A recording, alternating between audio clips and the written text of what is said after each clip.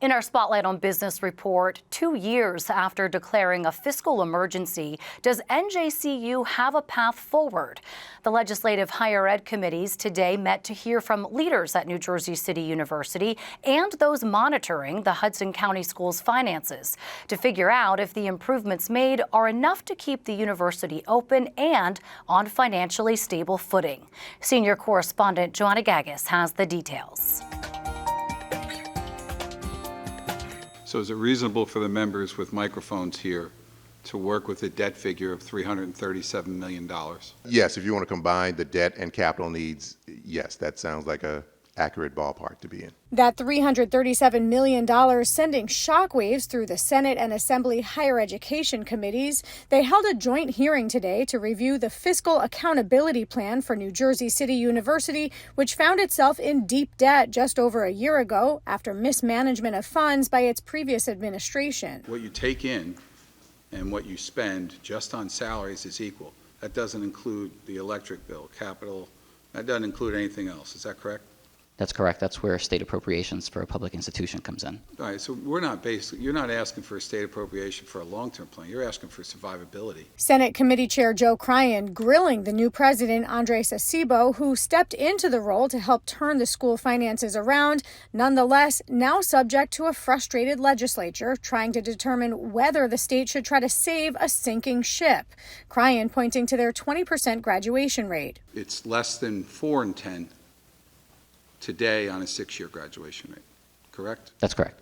For first-time full-time freshmen. But Acebo pushed back, demonstrating significant steps he's taken in partnership with the monitor, Henry Amoroso, who was put in place to oversee the school's efforts to get out of debt. We've pursued to minimize institutional bureaucracy. We've overhauled our general education curriculum. We've adopted policies that are more responsive and attentive to our student population. Part of that effort has included a strategic cutting of certain courses and programs that Acebo says maximize their finite dollars.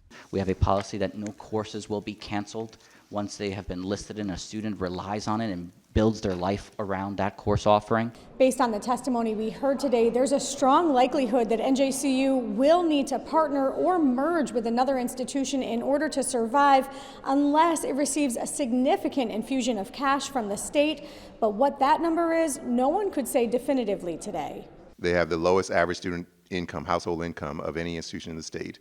And given the resources that the institution has, and the capital needs it has, unless the state is willing to invest substantially to get them on more solid footing, it will be an institution that would always basically be robbing Peter to pay Paul. We shouldn't be linear in our thinking as to what a partnership may entail.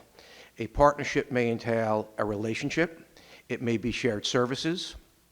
It may be the allocation of resources and programs so the students of Hudson County and the immediate region have greater opportunity than they presently have. It may ultimately lead into a merger. But to be independent, Amoroso outlined a number of possibilities for reducing debt, but even then, state aid is critical. Our overall capital needs are probably north of $75, $80 million in order to create an appropriate learning environment. You saw some of our classrooms. So fixing the infrastructure, the pipes, the HVAC, the roofs, the parking garage, that doesn't get us to the enhanced learning environment and the enhanced living environment that our students rightfully deserve, as well as our entire staff. Suffice it to say, they all have their work cut out for them to determine if the almost 100-year-old university survives. In Trenton, I'm Joanna Gagis, NJ Spotlight News. Support for the Business Report is provided by Experience the Vibrancy of Newark's Arts and Education District and Halsey Street. Halsey, a neighborhood built on heart and hustle. Visit halsey-w-k.com for the 2024 Halsey Fest schedule.